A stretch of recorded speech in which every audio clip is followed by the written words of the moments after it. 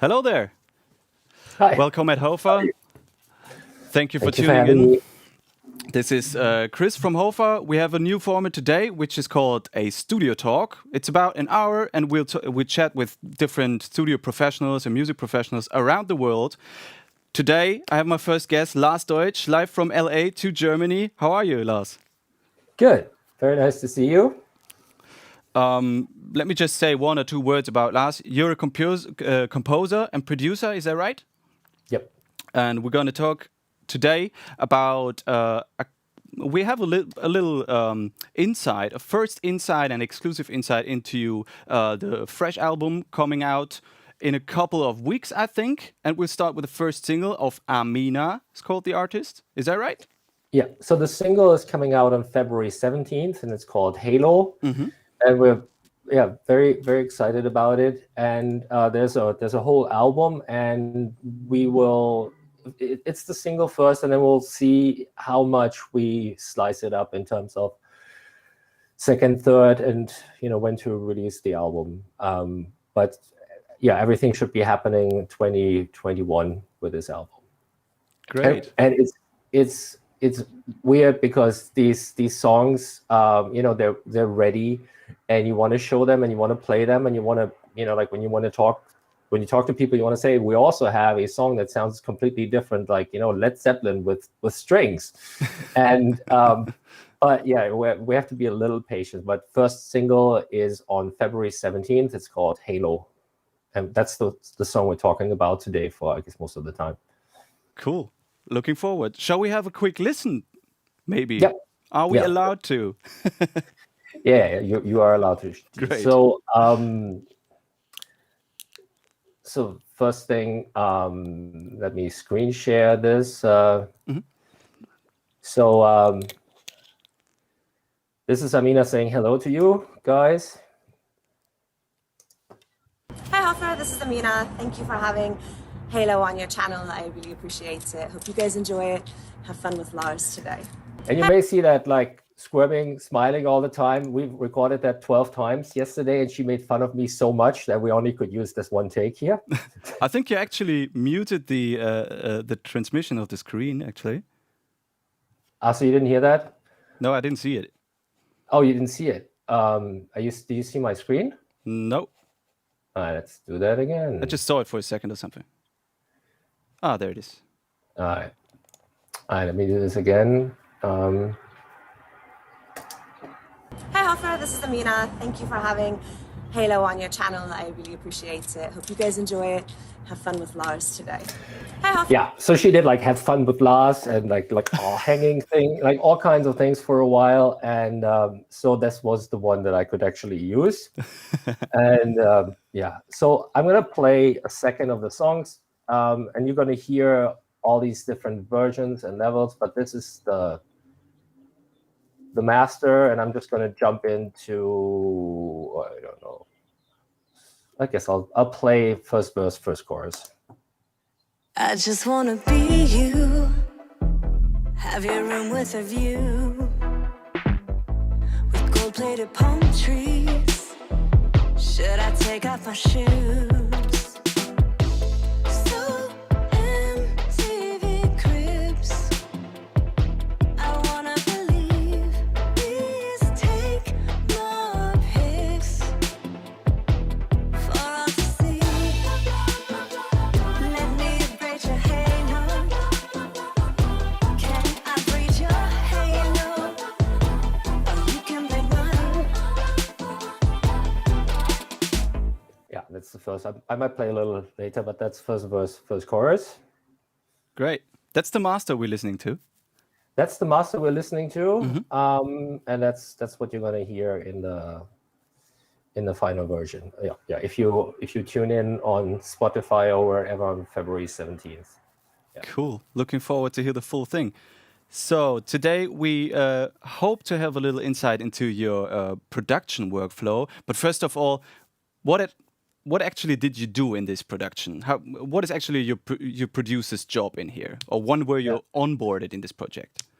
Yeah. So I mean, at the end of the day, I'm there for the artist to do what the artist needs. So my producer role can be from, you know, hey, we've already recorded this, but it didn't come out the way we wanted. Can you fix it? Okay. But that's like the shortest possible. But what I do a lot is that because I'm a composer and I'm a writer, music storyteller, that I work with artists basically absolutely beginning to end. So meaning I have artists walk in and say, hey, I haven't written anything. I want to do this and that. Can we do this together? And then from day one, with lyrics, with sounds, direction, everything is kind of like a co-production. And in Amiena's special case, she tells the story, so that's her words, not mine. That she played a show in Paris, and at the after party, the host played all her previous albums like in a loop. Mm-hmm. And she felt that it was time for a change. She felt a lot of those things were too similar, and especially her last album, her voice was buried. And she heard another artist I produced. And so basically the job was, she basically said, like, you know, I want something that's more modern, I want something that's more edgy, and I want my voice to sound like it sounds in the room and be more direct. And that was the starting point. And from then on, we developed this together. I see. Great. So there was actually just the idea, Amiena's idea, to have something new, something fresh, and she just came with that idea right to you, and you started from the very scratch, bringing up that song, or actually a couple of songs, the whole album. Is that right? Yeah. Well, what we did is she played me a couple of songs, and so, you know, when I do film music or something like this, I get to listen to a lot of temp music, and people say something like this, or like when artists tell me, oh, I really like the song. And one of the things that I always try to do is I in no shape or form try to recreate the song. I try to recreate what this song does to the artist. And that's a very, very different thing, because part of why you would work with me is to be very specific. And that's one thing with like all of these songs, and all of these are all very specific Amiena stories. They're more specific than what she probably would have done before. Mm-hmm. And so with her playing these 2-3 songs, and with her to me, and with her telling me what she was looking for, I wrote a couple of sketches based on the song she played, but again, just for the kind of feeling, for the idea, for what kind of update she's looking for.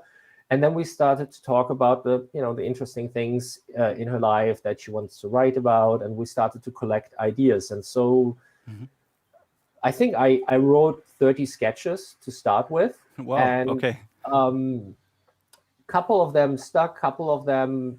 So Amiena was always very nice and very polite, and then she said, no, I'll try to write through all of them, but you know, if there's a sketch for 3 months that doesn't move, that usually means something.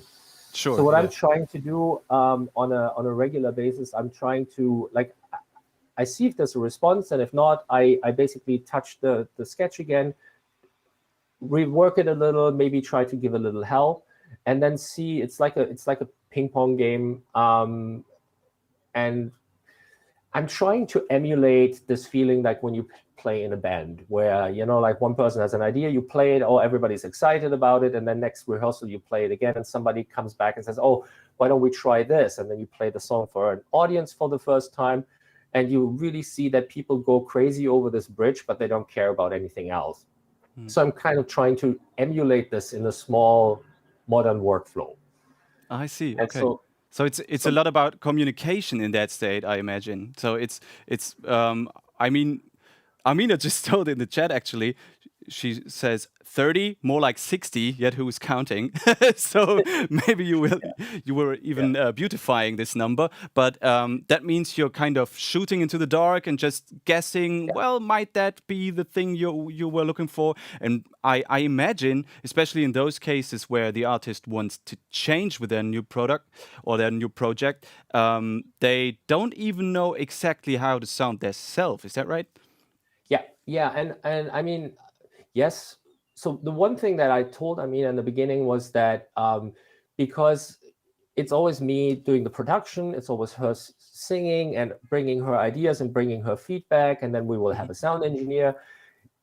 we will, there's like, it's like a funnel. It will get smaller and more narrow, and the songs will sound more alike. But the trick to keep the entire album interesting is to pull from as diverse starting points as possible. Okay. So I basically told her, I'm going to go extreme with the starting points. Just have some faith. Join me in the extremer world. And then by the time we're getting to the finish line, these songs will be more similar, and there will be a thread. Yeah, and we have that actually with the lyrics, which is really interesting, where she wrote all these different stories, and we talked about them, and we made them more and more precise. And at the end of the day, there's a lot about, I don't know, I want to say truth versus hypocrisy, and there's a common thread. And in a way, the music also has a common thread that basically a lot of the songs are very modern and have very sharp edges, which is kind of like, which we go through different styles, but it's percussion and drum heavy at times. The voice is often exposed. So yeah, it's kind of like pulling from a lot of different fields, and then it all comes together in the end. Okay, I see. Gotcha. So just to make this clear, you didn't mix or engineer this album, or did you partly? So as a producer, where does your work, you said where your work starts, or where it can start in this specific project. When does it end, or where does it end? Well, I hope Amiena cannot answer this now, which probably is like it never ends. I see. I mean, after we finished the bulk of the songs, we also shot music videos, and I'm kind of like involved as, I don't know, like as the creative co-conspirator with this, to make sure everything stays on track with the images and all of this. But if just for sound, the way it worked for this is that I worked with Irko, who I've worked with a lot, and so Irko has a certain way of working, and he has a certain sound. He always adjusts, of course, to the project, but there's certain things I like about him, working with him. And so there's songs like Halo, for example, where I didn't even push my premix really far, because I knew this is something that Irko was going to knock out of the park, and he did. And then we did a couple of rounds of feedback.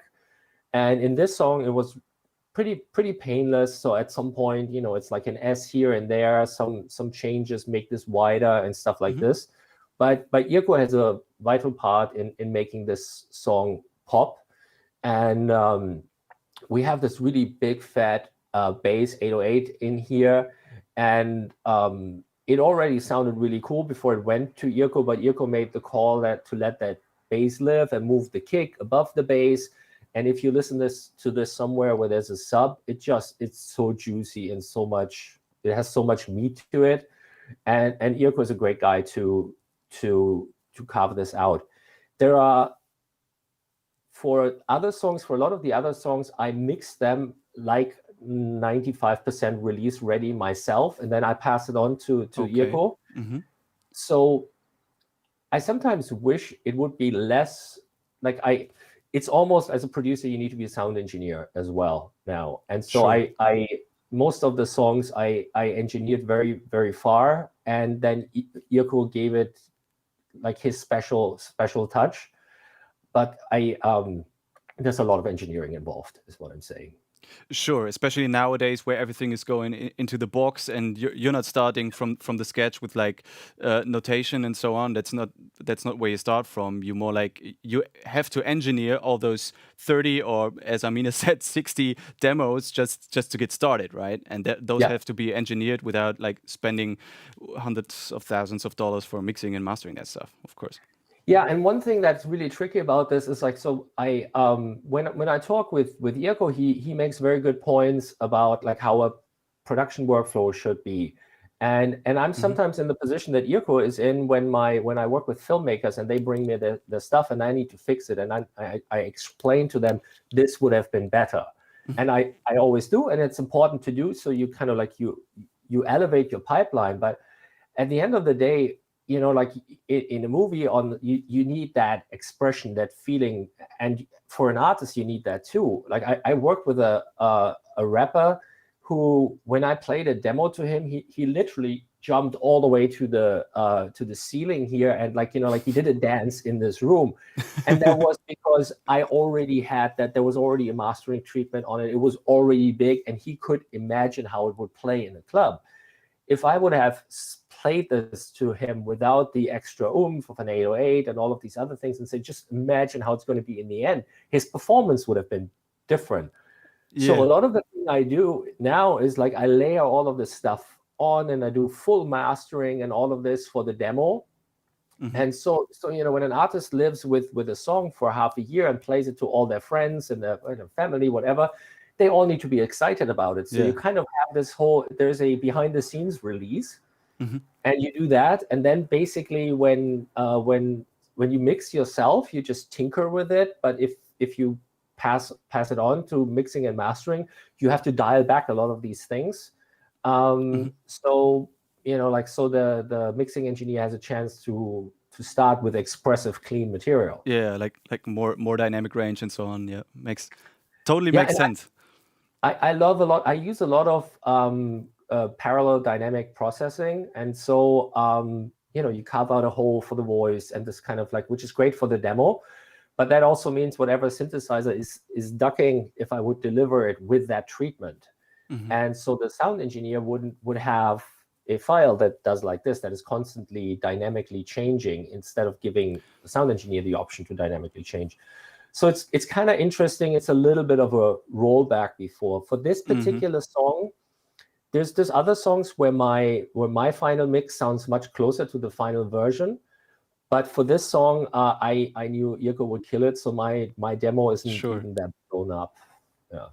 Yeah, totally makes. Sure, why not? So one of those things that what I always like to talk about when I talk to artists or producers, that this whole idea of development, because everybody has a recording setup and everybody wants to have things out, and you can theoretically record something and release it 2 minutes later. This whole idea of development, everybody talks about plugins, this and that, and not enough people talk about development. And this is a great example for that. So I wrote a couple of different styles, basically 4 or 5 different styles, and a couple of sketches in each style. And one of the styles was this idea of something that's just pulsing. So there's an 8th pulse to it, and that drives you forward. And we would try to make sure that all of Amiena songs drive you forward. The other thing that I played with that came out really great in another song was this idea of using classical instruments, very often prepared piano and strings, in a modern pop context. Okay. So here's the kind of first sketch that I sent to Amiena.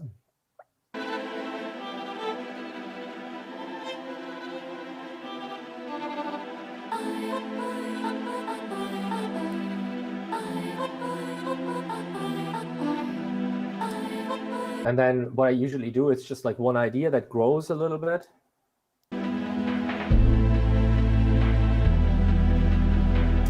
And you can hear that everything is kind of, there's this pulse to it. And I had an idea how this was supposed to be in the end. And so this is version number 2. And I play around with these things, and Amiena gives me some feedback. And then some couple of versions later, we have this. I see. And very often I try always to capture the specific flow of the artist. So I adjust drums and other things very often after I have a vocal line again. And so this is just an inspiration. And at some point, Amiena just riffed over this.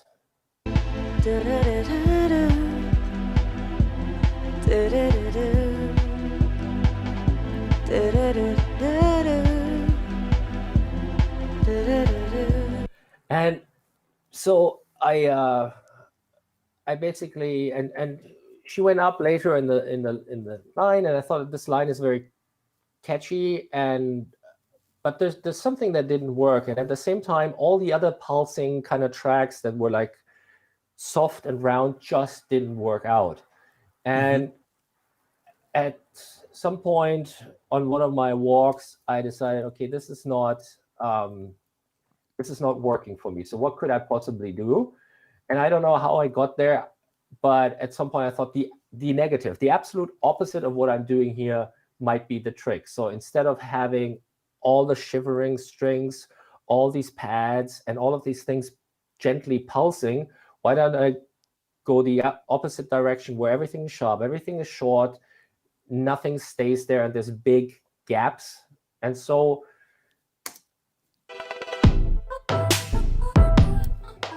all right.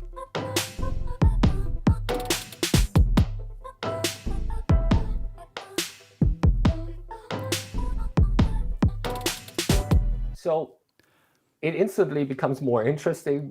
It's also not something that you say, okay, yeah, whatever. I've heard this a million times before. You can hear the prepared piano in there, very, very, very percussive, and still a bit of the sample. And now Amiena's riffing over this sounds like a completely different song.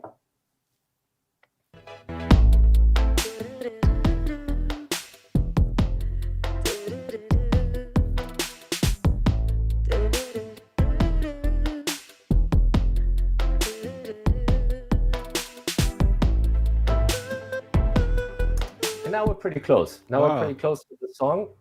But that's really interesting. You have like you started one idea and then you shifted it all around from very, very pad orientated maybe to something completely different, like chopped up, almost Billie Eilish kind of style or something like that, and made a lot of room for groove, of course, which is a lot more drum oriented after that.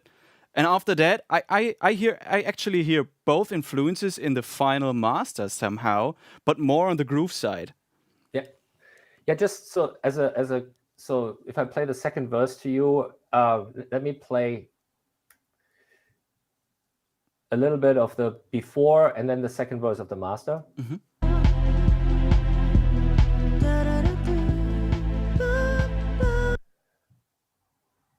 And then the second verse from the master.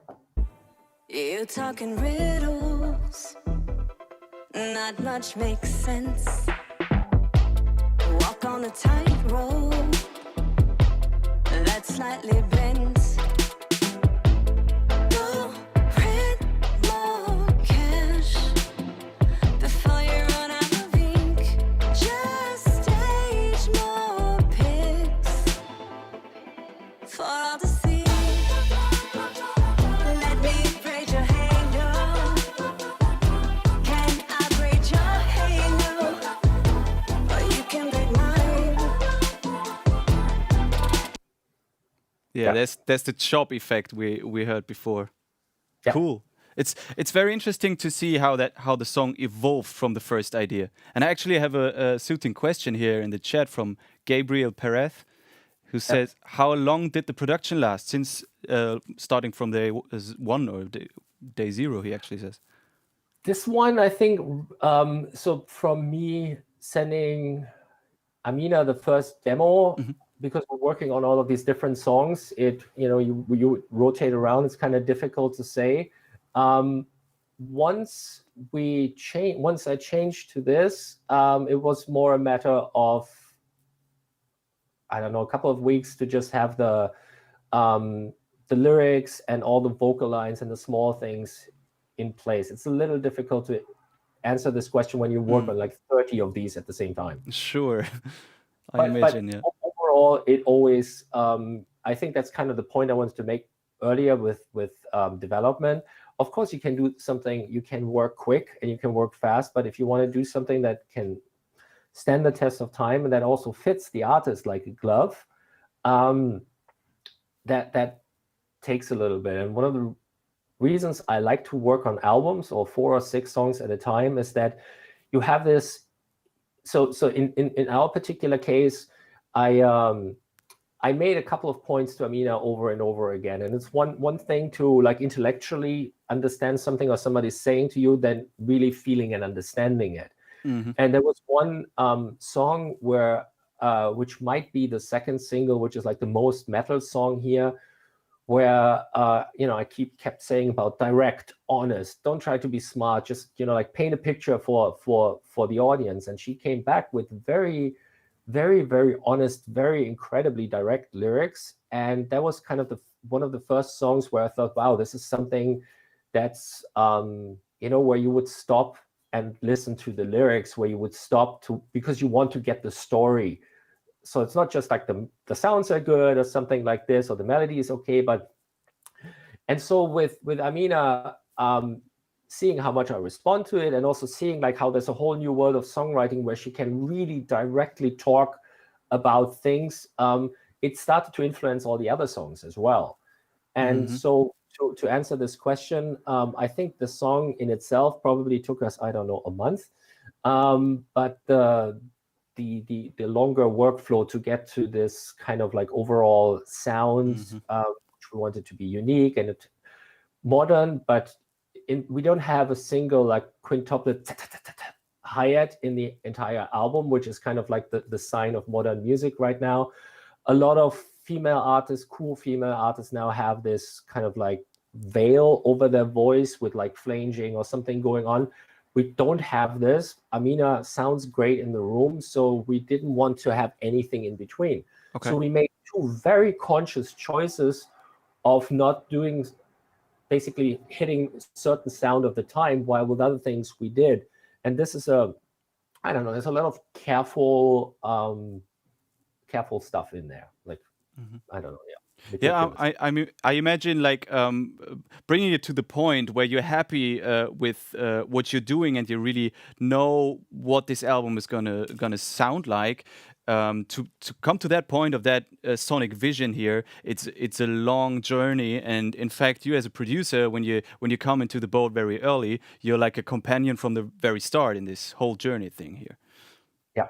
And well, and it got easier after a while. In the beginning, Amiena is, I guess, still on the chat, but she will in the beginning of the sessions, she would drive home, and I guess she had like 3 people on the calls on the drive home that she would complain about me to. And so that would be her ritual after every session. What is wrong with this guy? Complain.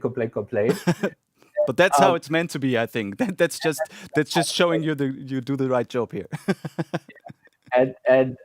But the uniqueness and the development, of course, and like there's so much collaboration in there, where at the end of the day, Amiena loves music so much and cares enough that she lived in that frustration for long enough, so we have this album now. So that's also something that you have to be willing to do. And when we do mix rounds and the first mix comes back and you have high hopes and the first mix sounds completely different than you planned, and then you need to do like 7 rounds, or there's all these different things that can happen. It takes a lot of frustration tolerance. And I keep quoting this line that I read somewhere where somebody said, when you shoot a comedy and there's too much laughter on set, there's not enough laughter left for the audience. And I'm not saying like the process has to be horrible. That's not what I'm saying. It's supposed to be fun and you're supposed to get along, but there's an aspect of you're doing this for something else in the future. You're doing this now, so when somebody who has a cool sub in their car drives the car and thinks, wow, this is just so cool. And so, you do your work for that moment, and that takes a bit. Okay. I have one more question before we dive into some details, if you want to show us something. Justin asked in the chat, he asked, that's interesting. How much improvisation do you do in your productions? I imagine he's talking about that scat vocal thing she did there. Yeah, so I think that it's very important to be kind of like the child and the architect for what I do. And you can hear music where somebody's just a child and it can work for a song or for a moment, usually and you can hear music where somebody's just the architect, which also has its limitations and which is not interesting. So we have, like if I scroll down here, this is like, you can see all these vocal takes here. And so this is a section in the song where we basically played around, looped it, and then 40 versions, and Amiena singing, and sometimes I throw in a line, or we're just seeing, and it plays the section before, it plays the section after, and you try to mold the best possible moment, and that is improvised. We also have for another song, Assassin, which we'll play a little bit later, Amiena had a beautiful kind of drawn out vocal line, but there was also I know the song is slow and the drawn out vocal line is slow, but we wanted to have some excitement. So for that, we have a pretty hilarious video of me just basically like the Swedish chef from the Muppets with like fake words, singing 50 times until there's a line.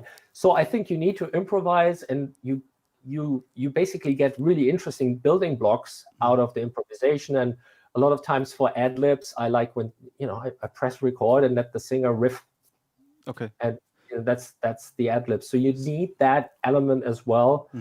And it is, though, for this like really pristine 2021 production, which is very clean and very bright, there's a lot of extra steps you have to take. So I will do the improvisation and do all of this, and then you need to go in and clean up a little more than you would in a punk band, for example. Yeah, totally makes sense. I always try to, I would say we're trying to make a polished product, but without overthinking it. And I think that's the point, to have that aliveness, that realness somehow, and that the childish thing. Maybe that's it. It needs to be cool and fun as well. That's the other thing. It's like it's kind of like we're in energy exchange. So this idea is I mean, let me play this. This goes into both improvisation, storytelling, and my production workflow here. Listen to this.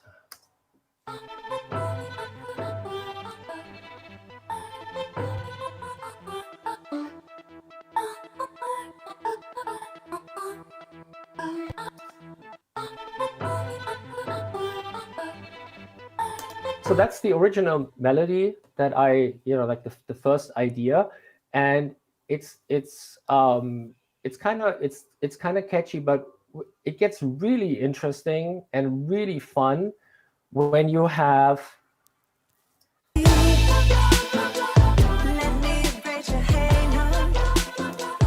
when she sings blah blah blah blah blah blah blah blah blah, and that makes it actually silly and crazy and over the top, and then the blah blah blahs are distorted. And here is a thing where Irko did a really, really good job tightening up all the different instruments and vocal takes of the background to make it as much in your face. So in the song, it's almost that this background idea is the chorus, but the silliness and all of this and the blah blah blah, you sit here and you're like, hey, it's just all blah blah blah. So okay, let's sing blah blah blah, and and then you can't really be wrong here. Yeah, you can't go wrong. You can't go wrong. Blah blah blah. It also makes sense for the lyrics. Yeah. Interesting. Nice. Thanks for the answer. There are a lot of synthetic elements in here as well, and I know a couple of your compositions and other productions you have done, and this is a little more electronic than most of the things I know from you. So it would be interesting to have some insight in what kind of synths or instruments you used here, and maybe also a little bit about what effects you use on them. Yep. Yeah. This song there's a lot. We have real instruments and good fake versions of real instruments on a lot of the other tracks, but this one is, to my knowledge, the one that has it's all in the box. I had a friend over who played his 300-year-old violin, which is somewhere really quiet in the back, but it's not. So to talk about the synthesizers, one synth I use here a lot, Hive, and Hive 2, which I really like. And if you listen to the first repetition of the chords here, that is from before the actual song starts. So this is always like a helper to get in the key, and if you do a recording session or something. And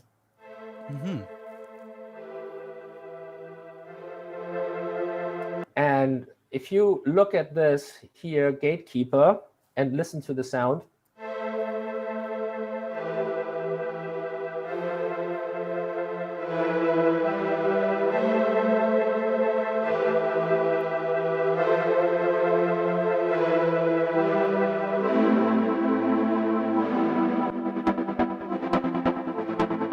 Whoa! Here we go.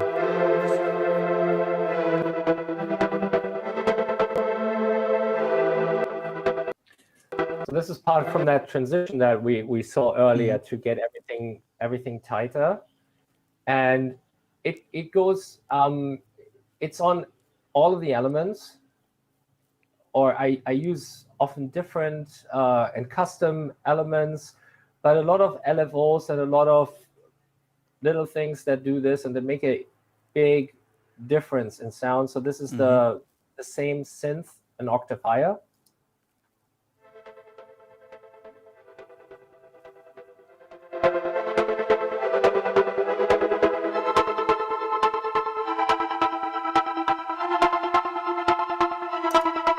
So yeah, the main elements here in these two tracks are Hive, and usually I go in and just massage the reverb or delays, or like maybe their post-processing in the synthesizer a little bit. And then I go into Gatekeeper, and I use Gatekeeper is my main thing. I use that quite a bit, but all kinds of other tools to basically get tightness and pulsing and energy. And here in my presets, you can see Assassin, Amiena offbeat. So this is a preset I created basically to have just a little volume automation throughout for Amena's leads and background vocals, that the offbeat always jumps a little. Yeah, looks like the kick ducking thing you do in EDM music and so on. Yeah, so yeah, that's Hive and Gatekeeper. And what I started doing is basically just to give me a little bit more control, I split, if I want to have a big pad, I really split this in 2 or 3 tracks, and so I can design the spatial arrangement very carefully, so I can have something very far out like this and this. And in this case here, when you look at the higher, it's the same synth, probably a stronger cut in the EQ. It's the same Gatekeeper, and then we go into this Nugent stereoizer. So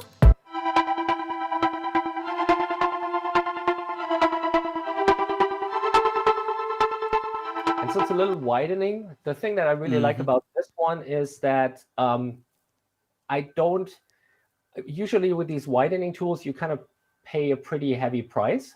Yes, definitely.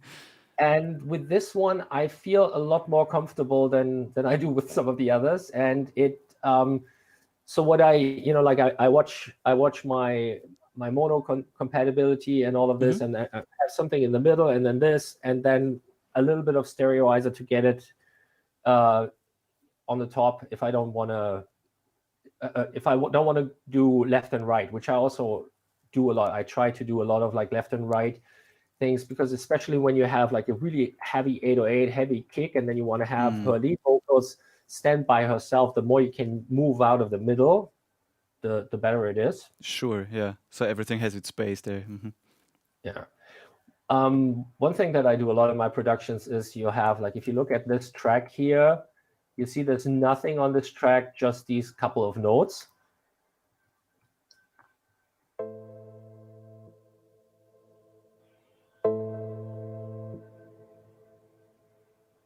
And they don't do much. It's just like there's a color there that is nowhere else in the song.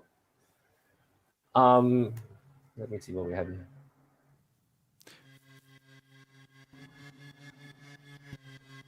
I wanted to show. Oh, here's the thing. This is another thing. I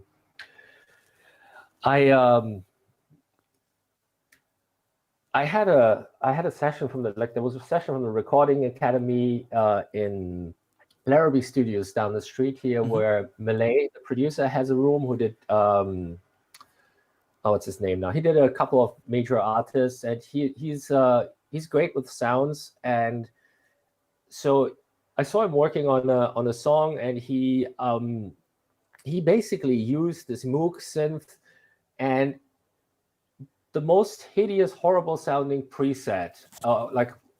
It was just basically full on unpleasantness. And what he did really cleverly is he went from like using 1% to, I don't know, 7% or a little bit to fade it in and out.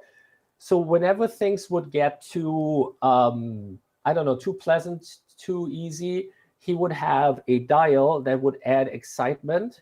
And basically it's almost like this, the more annoying the sound is and the more plastic, the more this works. Okay. And I've done that for film stuff, but in this song, like if this is a synthesizer that's playing in the chorus.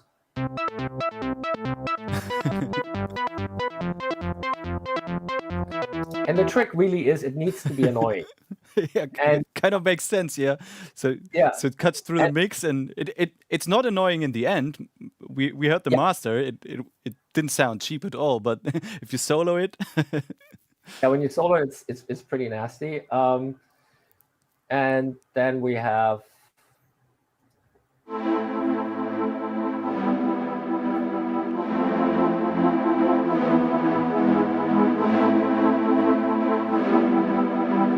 And this is one thing, this whole idea of offbeat, that was very important for this whole production, to get this more modern, more, more hip hop, and also to get the contrast between the voice and the background a little stronger. it also helps all this chopped up and gatekeeper thing you're doing here. This really helps to have big rooms and a lot of reverb, and still don't not to muddy everything up. So there's still a place for everything in the whole mix. Yeah, kind of makes sense. Yeah. And what I started doing as well to get this size is that very often, if I don't have time on a film project, I leave it in MIDI, and if I know I get 100 redos or something. But here, if I know everything is in place, when I start transitioning from MIDI to audio files, the quality of the production and the crispness goes up so much, because I pull the sound that I like, and then I literally cut into the audio all the time. So, like a pad where you can still see just a tiny little bit remaining, where I'm like, okay, here's a snare hit. This is where the pad now dies. And so there's a very conscious effort of creating these like seconds of silence. Yeah. Here's another one.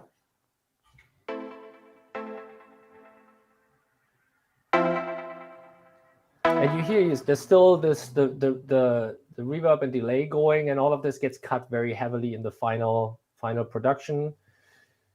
A lot of the beat is a custom built kit where I basically pull samples from wherever and make sure it sounds interesting. I see. And XO, Addictive Drum XO, is a great tool for that. If you haven't played with this is all my drum samples, and it's incredibly cool. Like here, for example, you see kick. This is all red, and I can sample all my kick sound while it plays. So this is a great thing for an artist when an artist is behind you and you're not dragging in one kick after the next, but while the song plays, the artist can say, oh wow, this is really interesting, I like this sound. And a lot of what we do in this album is using sounds that you would not find in a hip hop production. So there's a lot of orchestral sounds and timpanis and stuff like this. Is it like it does random choices for you, or how does it work? Well, the way it works is when you install it, it asks you for all the places on your computer where your drum samples are hidden. Okay. And it's somehow, I don't know, like AI or something figures out what is what and creates this cloud. And so, for example, when you have a snare sound, the snares will be in that cloud, so you can click around in that cloud and get like 50 other snares that are similar. I see. Okay. It's an absolute genius idea. I mean, it's such Totally makes sense. Totally makes sense. It's such a great idea. And yeah, I think that's a lot of Great. this. May I throw a little question in here from the chat? Wiebke asked, well, actually, she asked a couple of things, but I don't think we have time for all of them. Just start here. What would you say are the elements regarding structure of the song, length of the song, choice of instruments, mixing of drums and vocals that are important to create a modern pop song? So basically, I think her question is, which are like the 3, 4, 5 most important elements to have to achieve your goal? One thing that is always dear to my heart to talk about is structure, because I have not found a good songwriting book yet. And what a lot of people learn is this idea of like structure being like a pre-made thing that you feed into. So ironically, Halo has the most obvious structure: verse, chorus, bridge, chorus. And so that's kind of like, that's a safe way, but it has that structure because of the basically the story and the material that goes into it. At some point, I need to do a talk or something just about like the structures on these albums, because we have a lot of songs where we only have 2 choruses, and where we go like verse, a bridge or a theme, another verse, then big chorus, completely different bridge, and another big chorus. And basically, you can create a very satisfying arc in many different ways. And I think that structure is one of those things where you need to be very, very flexible and make sure that structure is always open for debate till the very, very, very last second. Okay. Because structure is one of the most expressive things if you want to take a composition as a whole. So I think I wouldn't limit yourself. I would just see, how can I keep interest going? How can I have contrast going? What was the other, like length? I like short songs. I think that I'm always a little on the short side because I don't have any patience. And I also have this, like I know how long I listen to a song. So here, when Amiena starts singing straight away, she's telling you a story. She's like right in your face from second 1. I think that's a great idea. I don't know if that's great for radio, but sorry, give me one more of there was also choice of instruments or the mixing of the drums and vocals. I think choice of instruments is very open. I think the production needs to be tight, as in you need to have some empty space. And you hear the difference from my before and after here, which is a good example. And mixing 2020 is, I guess, it's just really bright. One of the things that I'm a composer, I have all these chords and changes and like these little detailed nuanced things available. And in this album, what we did a lot is that it's almost thought like it's tribal, and it's chords repeat and there's just subtle changes, but it's not like I'm showing, hey guys, I can write a classical piece or something. It's all very hidden. So you have this directness of a big beat and the voice. If I do too much stuff, if we go to too many different places, it takes away from the immediacy. What I do here, and maybe this is a good time to show, I think that you can see the quality of a songwriter in the bridge before the chorus. And I didn't want this to be flat, like some hip hop productions are flat in terms of they're not flat in the first second, but they get flat over time because they don't develop anywhere. So let me play you a little bit of the end of the second chorus, then the bridge and the third chorus. And this is kind of like a departure from the world of hip hop, direct, fun, and all of this into Amiena can sing these kind of Disney tunes really well. And it's almost a little meme that I work with her on material that is so different. And here is the moment where she can open up, where we do something that's almost classical and where you can have a chord development. But then we go back to, the more tighter stuff. Let me play this.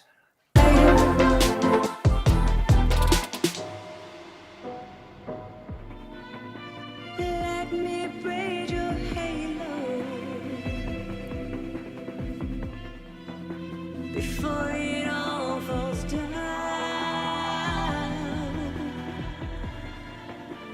And I lie behind you.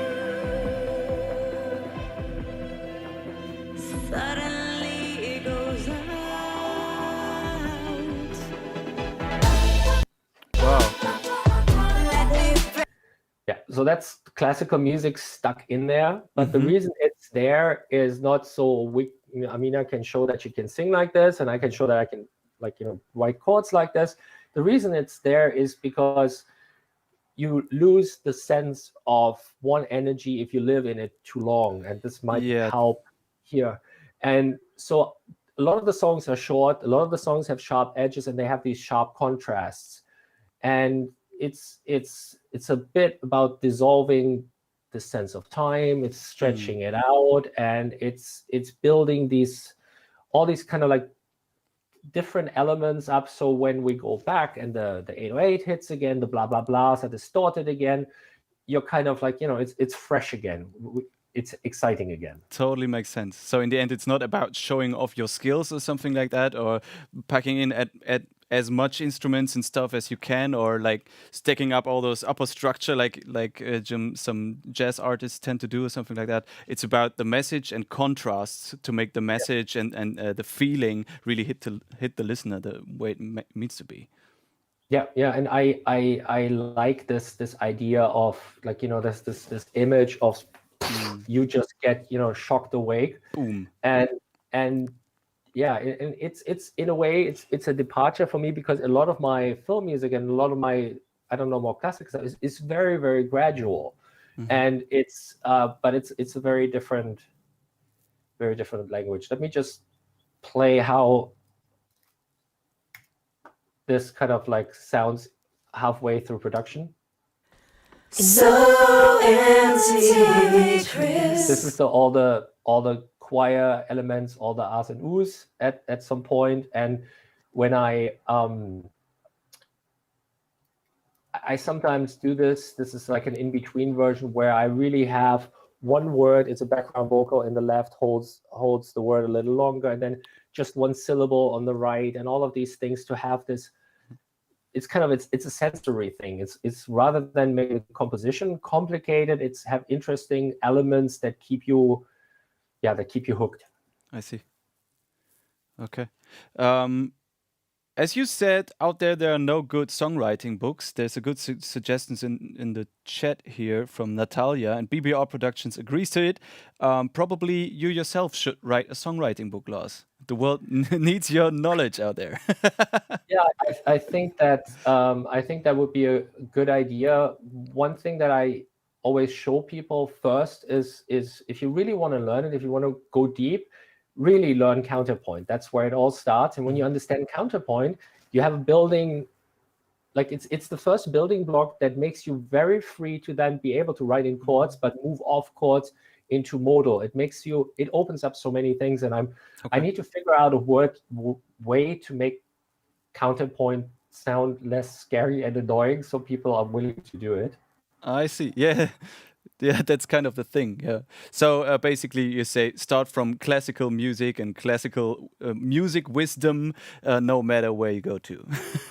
Yeah, no, I 100% think that is the right course, and I also think that there's a lot of wisdom in, I don't know, in taking this step back and understanding it's kind of like this. If you pick up a guitar and you learn chords and you start singing to it, if you're talented, you can write a good verse for something. And there's a lot of bands, you will see bands play and they have, I like this melody. And then after 30 seconds, the song breaks down. Or they have one song and then they don't have, where the stars align, but then there's no second song. But if you do this for a living, and like I cannot afford to have one song work out of 100. In my case, every song needs to work on some level. And for that to be possible, I need to be able to pull from all these different things and respond to all of these different challenges. And there's people who would just basically, like, I get hired with people like, okay, we've written an album. Do you have like a weekend? Can we get this in shape? So I need to be able to just, say, okay, this needs to go there. This needs to happen like this. Mm-hmm. Another thing for this is I produced a hip hop track and a while back, and the task really was the production company wanted that the verse is really big hip hop, and then the chorus is a big pop chorus. Okay. And we did this and theoretically succeeded in doing this. The problem is that with a big pop chorus, when we started looking at people, is that everybody who really liked hip hop switched off at the chorus and hated the song when they heard the chorus. And that really kind of that gave me this really interesting riddle to solve, because I love the flow and the rhythmical and the immediacy, and it's a great way to tell a story as well. Mm-hmm. But I get like when everybody was crazy about Kendrick Lamar, and he writes good lyrics, the videos are fantastic, he's a smart guy. I cannot listen.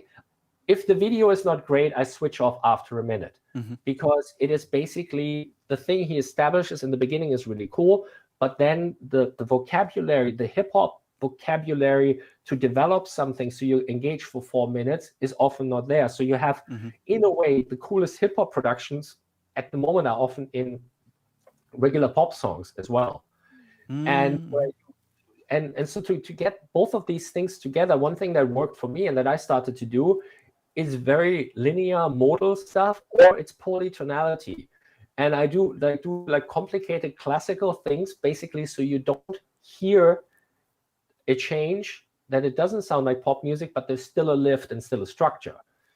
Okay. So we have another Amiena song where I'm doing a couple of things that every songwriting book on the planet will tell you is a no-no.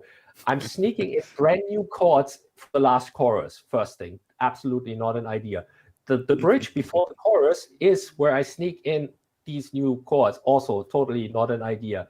Forbidden. Yeah. And then we go into the first chorus is relatively quiet, and then we have a huge jump up for the second verse, where I use inversions of the chords that we used clean before. So basically, halfway through the song, I'm moving away your home in a way that you don't hear before. And there's all these like little delicate things that are very, very strategic, very classical music. And if you listen to the song, it just flows like you don't notice any of it. So what I'm trying to say with the songwriting book, I think there is, yes, I should write one. But there's already one good book out there. It's called The Counterpoint. Well, Counterpoint is good. Let's just start. I have another song. I don't know how we are for time. Shall we? We're kind of running out of time, but I'd love to see or maybe talk a little bit about your vocal approach, because I think vocals are. I guess you're with me. I think vocals is one of the most important things in all kinds of pop music. So I'd love to hear a little bit about that. So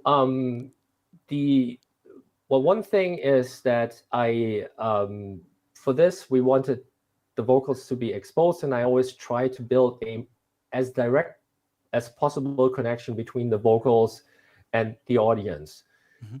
There's exceptions when you have, if you play in the strokes, you kind of need to distort the vocals to make it sit in the music like this. But for what we did here, the idea is that while there is all this stuff going on and these pulses and all of this, that it still sounds like she's singing to you directly. And one thing that we did for this was we did a microphone shootout where, like it sometimes is, so this was a blind shootout where we didn't know which microphones we would listen to. We started with 12 or so. Wow. And the microphone that was the clear winner for Amiena was the Neumann U67 reissue. Ooh, love that one. one of my top favorites.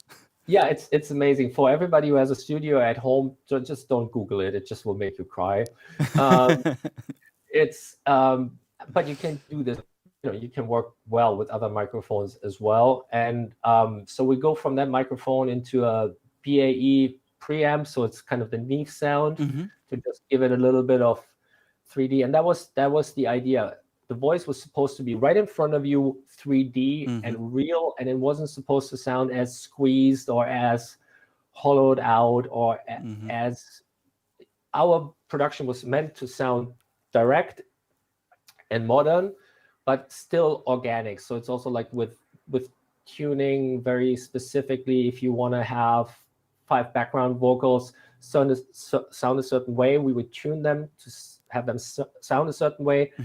But I also try to have, because Amiena is a great singer and she does like these jazzy things where she slides into things. So we try not to squash that or tune that to death. So U67, which is over there, I'm pointing at it, goes into my into the BAE preamp, and then I have a Zen Tour Synergy Core, which is a really good sounding interface as well, which also has good preamps in itself. And then I'm going here into Logic, and then the way it works is that I produce a vocal sound and I send that and a completely dry version plus whatever micro tuning is necessary on the dry version to Irko. And then Irko often does a blend or does his own, but I'm kind of like, I'm setting the tone with my production. And it sometimes it's similar, sometimes it's like a recreation, and sometimes it's very different. And so like sometimes when I get stuff back from Irko, I'm like, okay, great, I'm glad we're not using my treatment. And sometimes we get things back where we're like, okay, can you listen to how this one sounded at this point? Sounds like a win-win actually, because you can go certain that the mixing engineer, whoever it is, in this case it was Irko, knows how you listen to the vocals and the way you put them and the way you like them to be, but still he has all the opportunities to change everything up and like give you something completely else if he thinks he has a better idea than you have. And I like to encourage people to kind of like hijack things, and it works. I want to say it works, I don't know, maybe a third of the time or something, where a new idea opens something up. Sometimes if it doesn't help the story, then I need to pick up the phone and say, hey, this was the intention, let's go back here or something. There's another song called My Blood. If you hear my premix, everything is there. The vocal sound is 100% there and locked. And when you hear my mix and then you hear Irko's mix, Irko has carved out the low end more, but it's kind of it's kind of the same thing in terms of like it doesn't feel like there's a big difference in between. So it changes a little bit. The thing that is tricky with modern pop vocals and this exposed stuff is to do it at home or in a project studio that is not really quiet or not quiet enough. Because, and here's maybe a great piece of advice for people working at home, I would have a chain where you very, very, very heavily limit and squash vocals, not to have that in the final track, but to hear all the things that are hiding in there. I see. And so so you can have like, you just limit and then you have a huge boost on the high end, and all of a sudden you hear 1,000 things that are going on. And so you kind of use it as a magnifying glass for audio or something like that. And if it passes that test, it will work for like this very open 2020 pop. A lot of the, like when you hear the, like, so Billie Eilish, like I hear, I've been listening a lot on Spotify to have like similar songs and to see where Halo fits now. And I hear that, like basically the Billie Eilish influence on all of these artists now. And if you're around in LA, I have before COVID, have seen 3 young women doing her version of Billie Eilish at showcases or something. But you also need to understand that the way they produce this, there's a lot of stuff going on, which was probably based on the fact that when they did this in a bedroom as well, where there's effects and things that hide certain issues. So it helps to hide issues when you have these layers on top of your lead vocal, you need to work a lot more precisely and carefully, and if the vocal is very exposed. And the other song that I was meant to show is called Assassin, where Amiena starts to sing by herself, and then very low below her you have this 808 come in, and then there's a little plug here and this, and this creates a space where you have this feeling she's in your head, which is really interesting. But when we had the recording that we really liked, and we started to kind of blow it up, put some master limiting on it, all these S's and all the little mouth sounds really exploded in your face. And then it was a very detailed work. I have a video of my session when I cut together. It's just the first minute of S's on Assassin for an hour. Like, okay, does it still sound like an S? A little quieter, half the S if we only have this. And sometimes, sometimes these things become really delicate. So vocal production, when you want to have something like this, is a delicate, longer process. And I sometimes have that I work with artists, and they say, oh, I have this budget for this. And I say, okay, so at this budget, I would do this and this and this, but just be aware that keeping the S's to sound the way they sound on Assassin was a 2-hour job. I see. So in the end, to sum this up, vocal production is not really about what microphone you use or what preamp you use. That could be great, or middle grade equipment, but the most important thing is to not be lazy, maybe, to really stick to the details there. Yeah, stick to the details. So, and if you talk vocal production, the first thing, of course, is that my first step of vocal production is doing a demo where the voice flows beginning to end, where I know that the singer is happy and can sing it.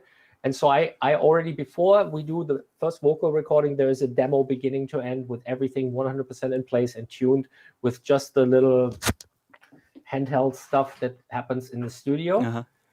And so that part of writing and developing is a big part. Then